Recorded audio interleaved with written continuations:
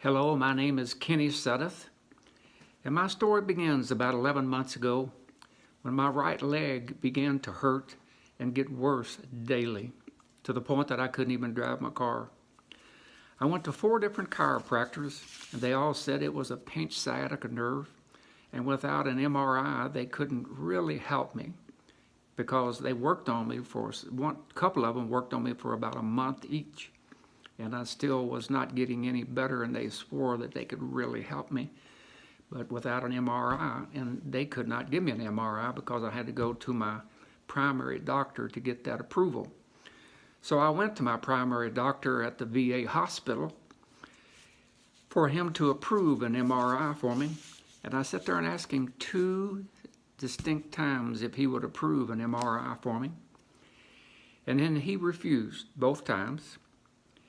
And then he finally said, "Kenny, we have a wonderful physical therapy department, and I believe if you sit through that physical therapy department treatment, it will take care of you." I said, "Okay, I'll try anything."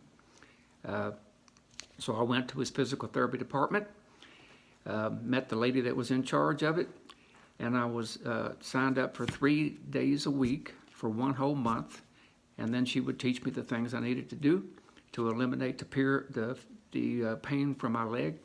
And then I went home and then did those treatments, came back, and then would do them again at the hospital there at the physical therapy department, and then for 1 whole month.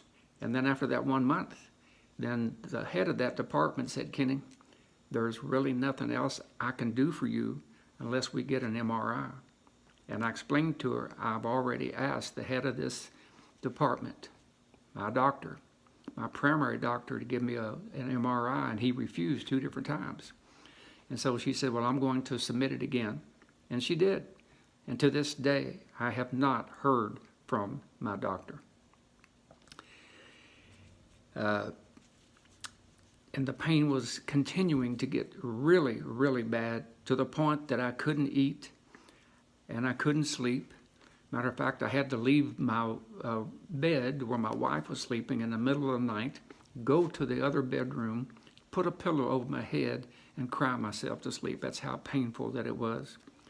And then after losing about 70 pounds, my wife took me to the hospital emergency room, and they immediately performed an MRI.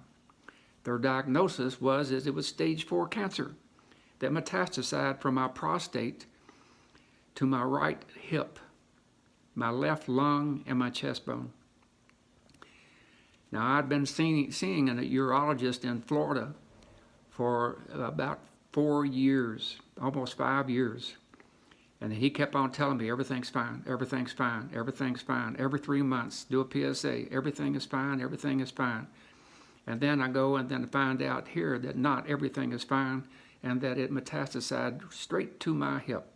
And so I went home and I looked on my phone regarding cancer metastasizing from your prostate, and it said 80% of the time it will go straight to your hip. Now, why did my doctor know that? Why didn't he even ask me that?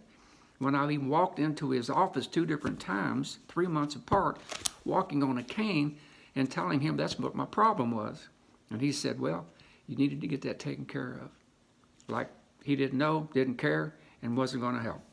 That was my urologist in Florida. I won't give you his name, but don't go to him. I stayed in the hospital for 12 days after my wife took me down there, and then we got the MRI. And I asked the nurse, I said, "Now, that solution that's in the bottle, that is nutrition, right?" She said, No, that's saline water. We don't give nutrition in an IV. 12 days, no food, and I couldn't eat because the pain was so excruciating. All I wanted to do was go to sleep. And so 12 days, no food, lost 70 pounds over several months. They also put a 20-inch rod down my right leg due to the hip bone being eaten up by the cancer. And they were concerned that my hip bone would break off if I put too much weight on it. So they put a 20-inch rod down my leg. Still no food, no IV nutrition at the hospital, just saline water. Hip, hip, hooray for the American hospitals. After being released from the hospital, we saw a barrage of doctors, all just saying the same thing. Only treatments that were available were radiation and chemo, and I was so weak that they said I could not, my body would not be able to handle the chemo. But that's the only two options that you have in America is radiation and chemo. And I remember a friend of mine, George Henley, several years ago, about 40 years ago actually, he told me, he said, Kenny, if you ever deal with cancer, you're going to have to deal with radiation and chemo. Chemo will kill you. So if there's any way that you can avoid the chemo, that's what I would recommend you do. And I remember that, and so I've stayed away from it because most of my friends who ended up going through chemo aren't here today. So at this time, I was without any solutions. I wasn't going to do chemo, couldn't do radiation, and there wasn't anything else in America. So I called my son up, and he flew up from LA to help me and Ann. And upon hearing the diagnosis, he started searching the internet for another solution and found the Oasis of Hope Hospital in Tijuana, Mexico. At first, we were kind of hesitant because it was in Mexico, and we didn't know anyone that had been there, and so we were kind of reluctant at first.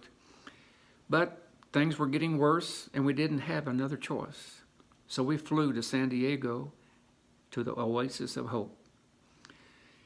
And when we got there to the airport, the Oasis of Hope in Mexico sent a van to San Diego to pick us up and to bring us back to the hospital. And by the time I arrived, I was so weak. I was in a wheelchair, I couldn't walk, and I literally felt as though I was going to die. Upon arriving at Oasis of Hope, it felt like an oasis. Great private rooms. They provided beds for my wife and myself. Also, a full closet. Also, a shower, bathroom, places for us to place our food. Look out the window, be able to see the ocean. Also, look up to the right, and you could actually see San Diego from right there at the hospital. It was a beautiful view. And they started the treatments the very next day, and they gave me IV nutrition. Also, ozone that they would extract blood from my body, put it through a machine and add ozone to it, and then put it back into my body, and then it will cause many of the cells in your body to be activated and start fighting off the cancer. Also, they had me to do a hypothermia, and that's where they took and put like a small pup tent all the way from your feet all the way up to your neck, and your head is the only thing sticking out. And then they would turn the temperature up above 104 degrees in order to heat up your body and cause your more cells to heat up and to be activated, and then go start fighting off the cancer cells immediately. And then throughout the day, then they would also give me B17 IVs, vitamin C, vitamin K, and several others. Later, I received very powerful vaccines that lasted for 3 months to 6 months. And then for 3 weeks that we were there, we had delicious vegan meals. And the doctors were available 24/7, which was a great comfort. If we needed to, we could just pick up the phone, call, and ask them to come to our room, have a question for them. They would be there helpful every time. I started gaining weight, and the pain started subsiding after all those months.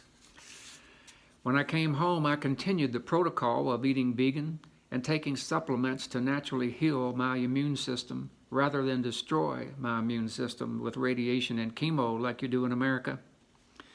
After 3 months, I had a PET scan and returned to the Oasis of Hope, and the doctors of the Oasis of Hope compared it to my first PET scan when I went down, and they were very excited to see all the cancer tumors had shrunk by 75 to 80%. To go to Oasis of Hope was the best decision I ever made. It literally saved my life. I believe it could save your life also. America doesn't give you many choices, and Oasis does. Their goal is to build up your body and immune system, all in natural ways, and then kill the cancer cells, not your body. If you have questions about Oasis of Hope, please feel free to call me at 941-773-5004.